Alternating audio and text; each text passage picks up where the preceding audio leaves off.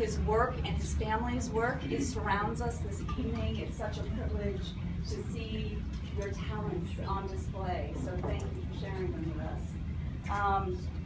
Alex Sanger is the grandson of William and Margaret Sanger.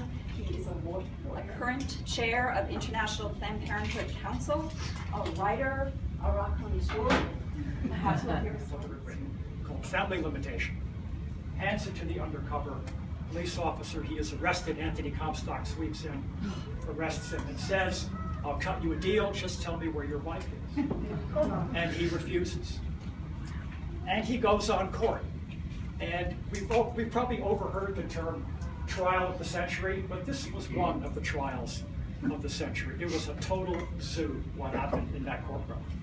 My grandfather declared, Anthony Comstock was there in person, he declared to Comstock's face that Comstock was a, quote, religious and pornographic fanatic and a victim of incurable sexophobia. And my grandfather said on the witness stand, he said, I'm quoting, "I deny the right of the state to exercise dominion over the souls and bodies of women by compelling them to go into unwilling motherhood." He was found guilty of violating the Comstock laws for handing out that pamphlet. And the presiding judge said at the sentencing, I'm quoting again, he said, "Your crime is not only a violation of the laws of man, it is a violation of the laws of God as well." So much for the separation of church and state years ago. And the judge continued, "Such persons who circulate such pamphlets are a menace to society. There are too many now who believe it is a crime to have children. If some of the women who are going around advocating equal suffrage would go around and advocate women having children, they would do a greater service." My grandfather was sentenced to 30 days in the Tombs for handing out family limitation. And so the first person to go to jail in my grandmother's crusade was my grandfather. I could only find one other painter who went to jail for his political beliefs, and that was Salvador Dali, under the Franco regime. My cousin Nora talks about my grandfather's paintings, and the way the room is divided, my grandfather's paintings are at that end, and we have two of my grandmother's paintings on the wall here, and all this is my work. My grandfather was a passionate, strong, and principled man, as you can tell from how he took on Anthony Comstock. And you could see it in these Maine coast scenes that he painted during the 20s and 30s along the Maine coast. And my cousin Nora said that the menacing waters and skies are so a part of his portentous view of the world. The fury of the coast, the fury of the ocean was his own fury. He remained passionate till the end of his days. At age 88, when he died, he was preparing an illustrated biography of his hero, Thomas Paine. My grandmother painted, and there are two examples there after that potted palm on this wall, desert scenes. But her past crept into one of them. It's a painting of the church in a desert.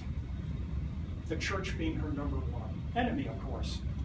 And a Madonna-type woman is walking in front of the church, away from the church, holding hands and dragging her 3 children along with her, 2 boys and a girl. My grandmother had 2 boys and a girl. In her hand next to her, on her left side, is her little girl, that woman's girl. That, it seems to me, is my Aunt Peggy, who died at age 5 of pneumonia, just after my grandmother returned from her Comstock enforced exile away from the country.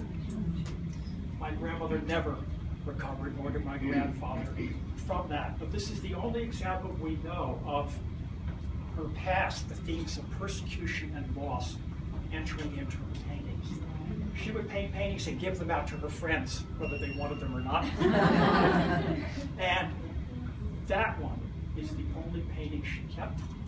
And she kept it till she died. She couldn't let go of it. The organization she founded over 60 years ago, the International Planned Parenthood, is now in 172 countries. including the axis of evil. She knew that the women of the world needed an organization dedicated to them, just like PPFA is dedicated to the women of this country. 60 million women a year come to our clinics. Since the founding of the IPPF, the world birth rate has been cut in half, from 5 children per woman to 2.5 right now. Infant mortality has been cut by 2/3. And planning and spacing, delaying, limiting the number of children is a huge part of that. I travel mostly this hemisphere a lot, and I always take my watercolors with me. And I've never yet had the chance to take them out of the box. Because like Cecile, when we travel, you're going clinic to clinic, patient to patient, town to town, visiting, talking to the staff, seeing that the patients are being served. I was in the high Andes.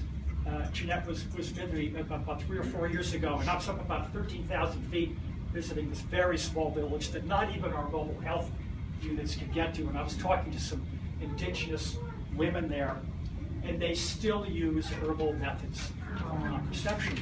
And the women there harvest these plants, boil a tea, and they drink the tea. And it works probably better than nothing. But women there have a fallback. And it's not what you think. The fallback is another herb. They take this and they wash their husband's underwear in it, and the husbands get a genital rash.